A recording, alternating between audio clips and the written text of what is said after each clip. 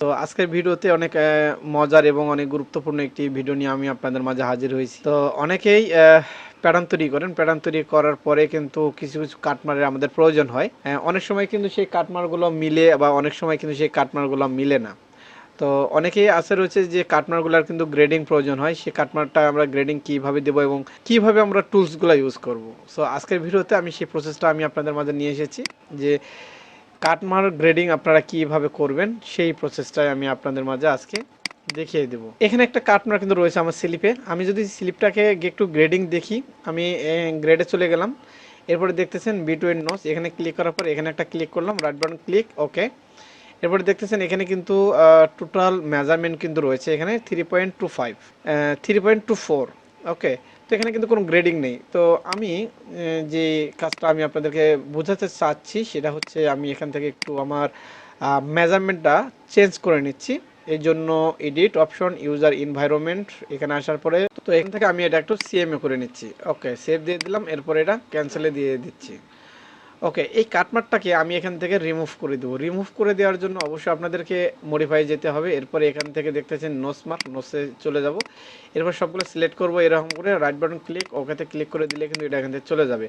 আমি আপনাদেরকে একটা দেখিয়ে দেবো, একটা থেকে আপনারা সবটাই এখান থেকে করতে পারবেন, ওকে। এটা গ্রেডিং করার জন্য আমরা এখান থেকে গ্রেডে চলে যাব। ট্যানজেন্ট নামে যে অপশনটি দেখতেছেন, এই ট্যানজেকশন অপশনে একটা ক্লিক করে দিব।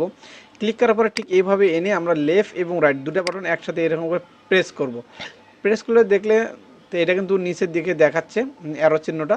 তো এখানে কিন্তু দেখতেছেন কিছু মান চাচ্ছে। আমরা সর্বপ্রথম একটা কাটমার যখন আমরা দিব, কতটুকু দূরত্ব দিয়ে দিব সেই মানটা কিন্তু এখানে বসিয়ে দেব। তো আমি এখান থেকে 10 দিয়ে দিলাম, দিয়ে ওকেতে প্রেস করলাম।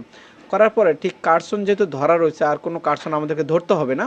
আবার ঠিক যেখান থেকে আমরা পয়েন্টটা ধরেছিলাম ঠিক এখানে ঠিক এইভাবে এনে আমরা ছেড়ে দেবো। আরেকবার ছেড়ে দেওয়ার পরে দেখবেন যে এইরকম একটা ডায়লগ বক্স এখানে চলে আসবে, distance minus small large increment, অর্থাৎ এখান থেকে কতটুকু দূরত্ব হবে, ওকে।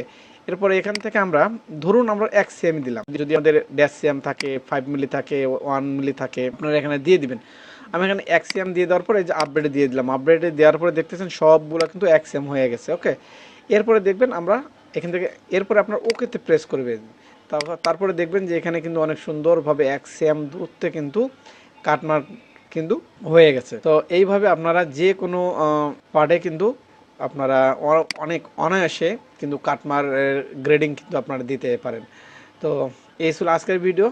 বরাবরই বলি, ভিডিওটি ভালো লেগে থাকলে অবশ্যই আমার ভিডিওতে একটা লাইক দিবেন এবং সাবস্ক্রাইব করে সঙ্গে থাকবেন।